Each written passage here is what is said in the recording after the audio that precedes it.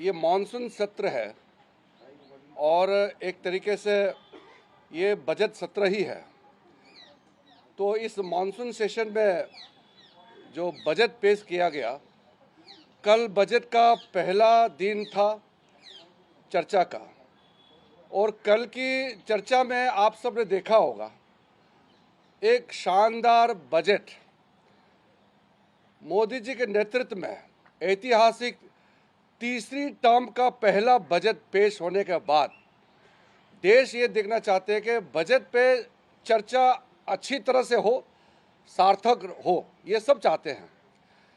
कल opposition party के कुछ मेंबर, खास करके कुछ दल के नेताओं ने जिस तरीके से बजट के समय में टिप्पणी की और जैसे भाषण दिया, मैं उसको सबसे पहले तो खंडन करना चाहता हूं कि बजट सेशन का गरिमा को नीचे गिरा करके इन्होंने सदन का अपमान भी किया है। प्रधानमंत्री जी ने पहले ही कह दिया कि दल के लिए जो कुछ करना था चुनाव में किया है, अब देश के लिए सबको मिलकर काम करना है। दल के लिए नहीं, देश के लिए अगले 5 साल देश के लिए सबको करना है, प्रधानमंत्री जी ने अपील किया। कल विपक्ष के लोग ने बजट के बारे में कुछ नहीं कहा, सिर्फ राजनीति की है। 2 चीजें विपक्ष के लोगों ने किया है कल। पहला तो देश का जनादेश, जनता का जनादेश को अपमान किया है और प्रधानमंत्री जी को गाली देने का काम विपक्ष के लोगों ने किया है। ये लोकतंत्र के लिए ठीक नहीं है। कल आप देखेंगे, अच्छा से आप पूरे वीडियो को भी आप फिर से देख लीजिए। एनडीए के जितने लोगों ने कल बजट चर्चा में भाग ली, सब ने बजट के बारे में अच्छी तरह से जिक्र किया और सुझाव दिया और अपना अपना राज्य में जो फायदा है उसको भी गिनती किया। विपक्ष के लोगों ने एक भी बजट में जो अच्छा प्रावधान है इसका बारे में जिक्र नहीं करते हुए सिर्फ गाली देने का काम किया है।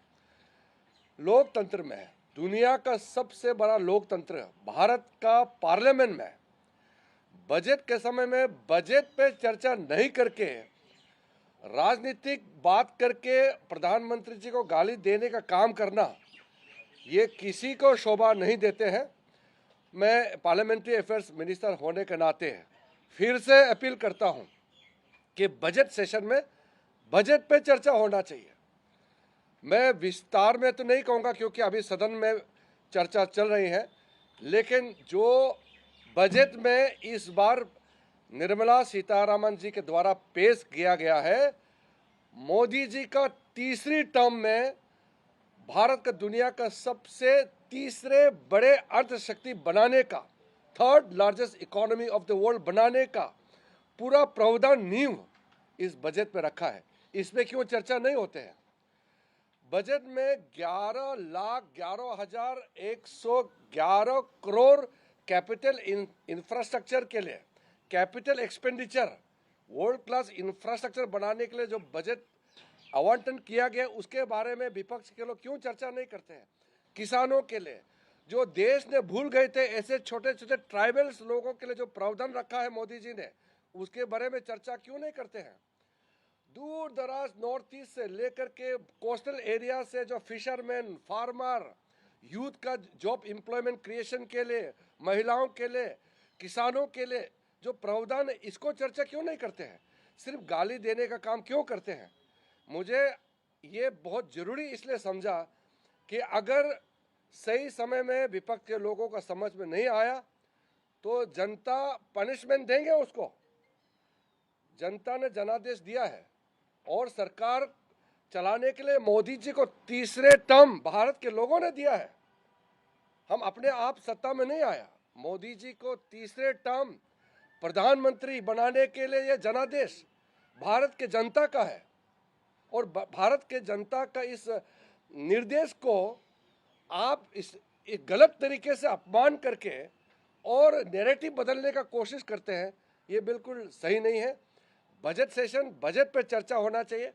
बताइए ना, इतना हिस्टोरिक जो बजटरी एलोकेशन हुए हैं हर सेक्टर के लिए, कैसा खर्चा करना चाहिए वो बताइए ना।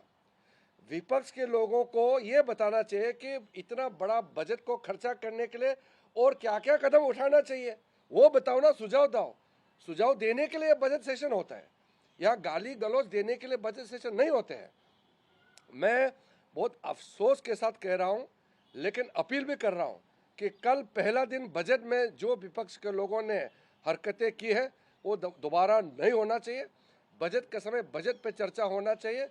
और साथ साथ हमारे एनडीए के जितने भी स्पीकर से मैं बधाई देता हूँ, उन्होंने राजनीतिक भाषण नहीं दे करके बजट पे चर्चा किया और देश को आगे ले जाने के लिए अपना सुझाव भी दिया है।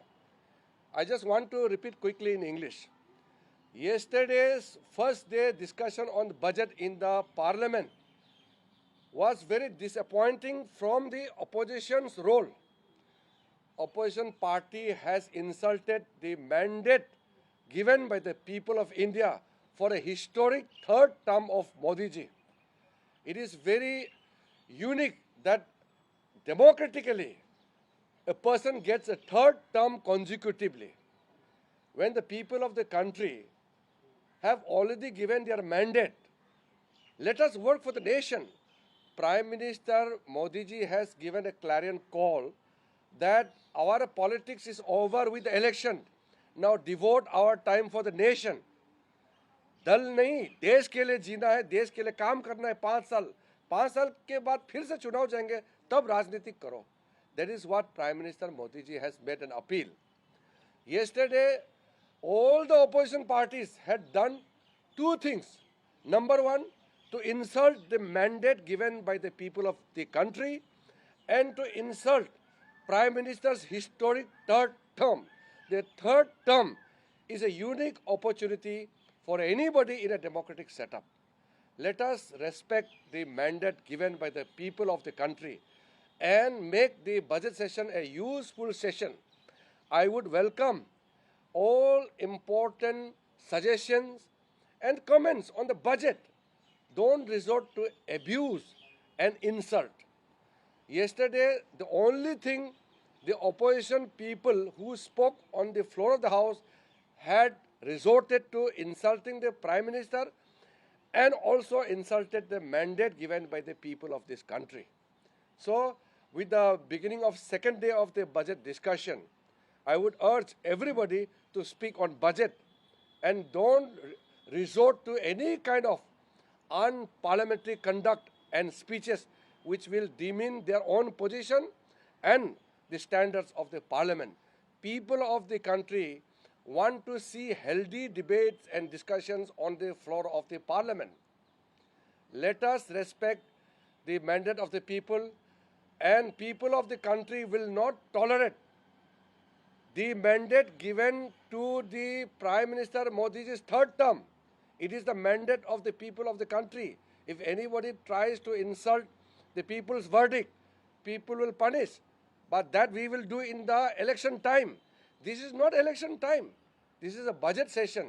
Let us discuss on budget, and all the floor leaders, especially the political leaders of opposition party, they must tell their MPs not to create ruckus in the parliament, and let us have a civilized, sensitive, sensible and constructive debates and discussion during this budget session of the parliament. This is not a time for politics. It is time for constructive engagement, coordination and cooperation to make Viksit Bharat. Prime Minister has already given a clear-cut timeline. Within the third term of Modi ji's prime ministership, India will become the third biggest economy in the world. Let us come together and work for the nation. Let us not do politics on such important matter, and during budget session, let us concentrate on budget. See, I am very clear about it. The mandate given to Modi ji and NDA cannot be termed as a fraud. What do you mean by mandate not given? Where has this mandate come from? Has the mandate to Modi ji come from the heaven? It has come from the people of this country. Why are they insulting the mandate given by the people of this country? And the Congress is reduced to 99 seat, even in their third attempt, is that a mandate? Every NDA candidate fought in the name of Modi ji's leadership as a prime minister candidate. Let us appreciate such a balanced, beautiful, progressive budget and discuss on the provisions of the budget. Let us not play politics on the budget. Politics you can play outside, but during budget session, while discussing on the budget, let us discuss on the merits of the budget which is going to make India a Viksit Bharat. Let us debate and discuss on that. Let us not divert. Let us not divert ourselves. Let us concentrate on budget right now.